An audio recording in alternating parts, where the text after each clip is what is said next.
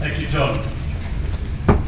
Honourable fellow ministers from throughout Africa, senior government officials, ladies and gentlemen, good morning to you all. It is my distinct honour to welcome you all to this ICTE for Education conference today. I'm absolutely delighted that you have all made the effort to join us in Victoria Falls in Zimbabwe. The genesis of this conference occurred in Morocco last year when I attended another conference organised by AfricanBrains. And I think that some of you here today attended the same conference. At the conclusion of that conference, I invited John to consider holding a conference in Victoria Falls. And John immediately took up the idea, and I'm grateful to him and to his team at AfricanBrains for having confidence in my ministry and in Zimbabwe itself to hold this conference here today. This is a very important conference for us in Zimbabwe. Aside from the obvious educational benefits, it has a broader national benefit for us in Zimbabwe.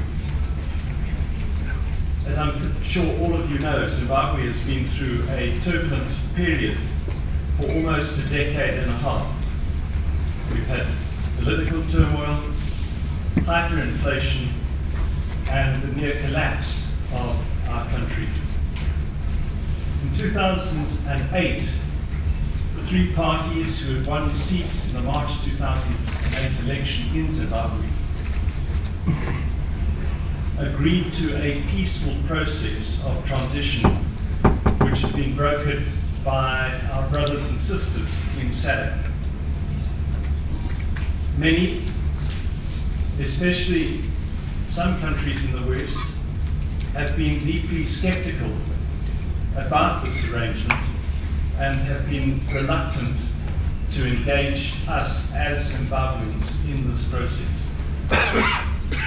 My personal view has always been that as fragile and imperfect as this process remains, it is in fact the only non-violent method we have as a nation of resolving our differences.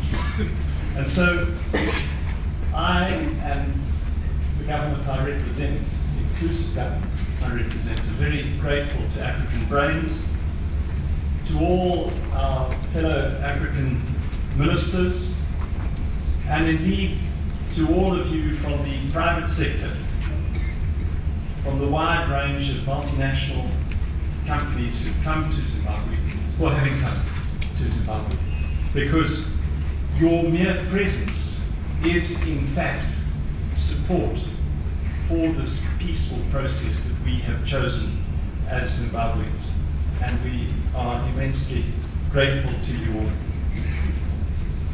Zimbabwe's education sector itself was not left unscathed by the political turmoil and hyperinflation which afflicted Zimbabwe.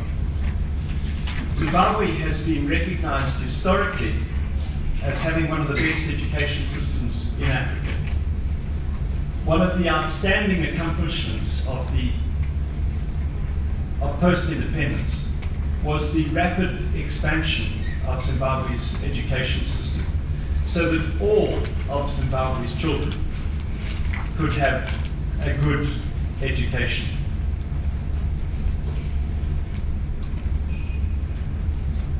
Successive colonial governments had imposed a series of bottlenecks to restrict the number of black Zimbabweans who could get a quality education. Those bottlenecks were broken in the first decade after independence. But it wasn't just a quantitative leap that we enjoyed, it was also a qualitative leap.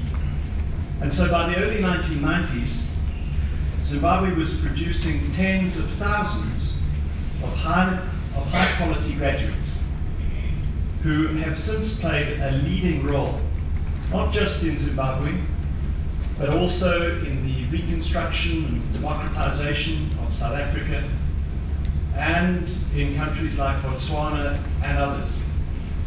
And indeed, if you go to Wall Street, to the business sector in London, you will find Zimbabweans playing critically important roles in many different countries throughout the world. And all of them had their education in Zimbabwe. However, sadly, that magnificent education system all but collapsed by 2008. When I took over as minister in February 2009, on the day I took office, nearly 8,000 schools were closed, 90,000 teachers were on strike. The pupil textbook ratio at best was 15 pupils to one textbook, I stress at best. In 2007 and 2008, we lost almost 20,000 of our best teachers. The exam papers which had been written the previous November had not even been marked in the February I took office. And the physical infrastructure of our education system was in a state of collapse. From an ICT perspective, we had no, and still to this day, have no electronic EMIS system. The manual system that we operate has lost reliability, and the last date when we had reliable data was 2006.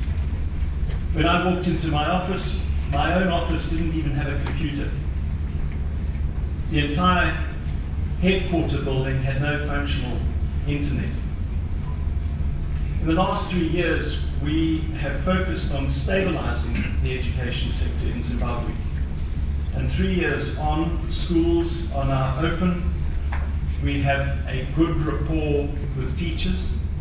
There are still ongoing problems with staff salaries because they are woefully inadequate, given that we are rebuilding our economy. In September 2009, I launched the Education Transition Fund with UNICEF, and that is focused on providing textbooks to children. And in the last 18 months, we have supplied jointly some 23 million textbooks to primary and secondary schools throughout the country, and we brought the textbook pupil ratio down to 1:1. A key element of that process of stabilization has been to consult partners regarding the way forward. That culminated in September 2010 in an interim strategic plan. And last year we finalized a 5-year plan which I will be presenting to Cabinet shortly. Key elements of this 5-year plan deal with our plans for ICT in education. And let me say to the companies here today that the one benefit of our collapse is that we have an almost total dearth of hardware and software in our system. It is a huge potential market. And also we have the benefit, I believe, of being able to leapfrog technologies. But the principal areas regarding ICT that are addressed in our 5-year plan include the following. First of all, we have to get to grips with our dearth of inadequate, or rather our dearth of data. We've agreed with UNICEF and UNESCO that a key phase, a key aspect of the Education Transition Fund as we move forward will be the revamping of our EMIS system. As I mentioned, we have 8,000 schools in the country. We have 73 administrative districts. We have 10 provinces. And as a matter of urgency, this year, we need to develop an ICT system to install efficient systems to collect and disseminate data. Secondly, we have agreed on a comprehensive program of curriculum review and reform. Zimbabwe's curriculum was last reviewed comprehensively in 1986. When that happened in 1986, we had what was then a state-of-the-art curriculum development unit in Mount Pleasant next to the university in Harare. Sadly, along with so much of our other infrastructure, that CDU has all but collapsed.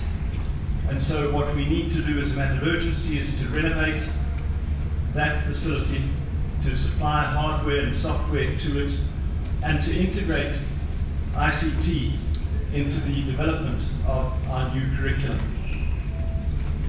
I'm very keen, and time doesn't permit for me to go into the detail, but I'm very keen on using technologies throughout that process of curriculum review.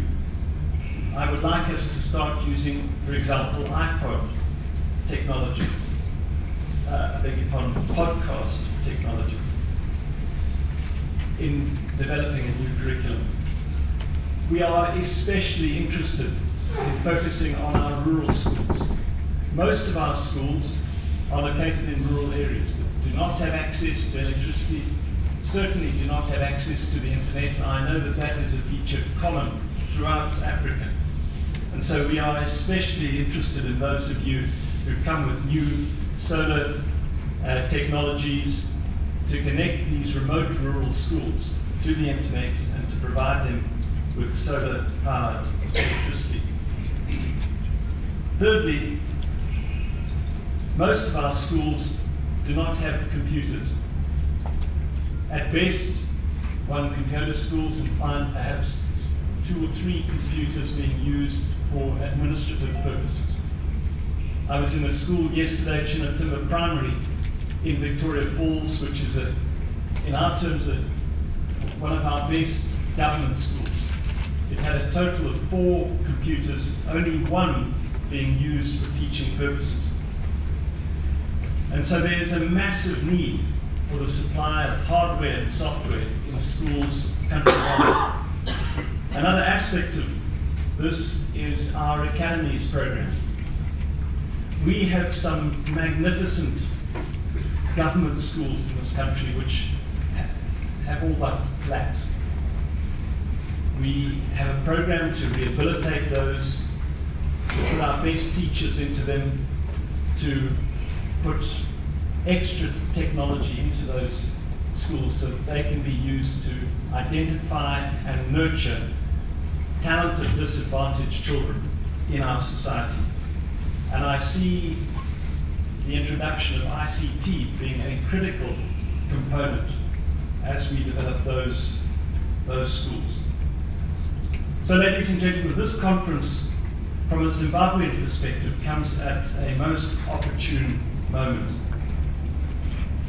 But I think that the regional flavor of this conference is also important.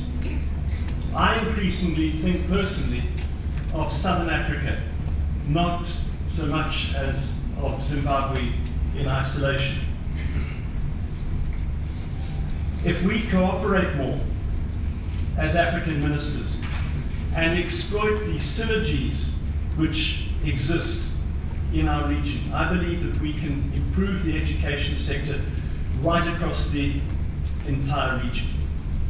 For example, yesterday when I attended this primary school in Victoria Falls, I found that a significant number of the children attending that school speak the local Tonga language.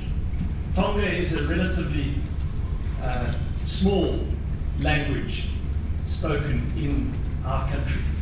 But of course, with my neighbour right here, and it is most appropriate that the Zambian minister joins me on this podium this morning, we have an entire mirrored community across the river. And I believe, for example, if the Zambian and Zimbabwe governments cooperated more, our dreams of taking Tonga to an examinable subject at A level can be realized so much better. And I believe that if we were to cooperate, sir, we using ICTE to develop Tonga textbooks cheaper and more efficiently, we will go a long way through that in achieving that goal. Finally, in thanking you for your attendance here today, allow me to draw you back to Zimbabwe and to speak specifically to the companies present here this morning.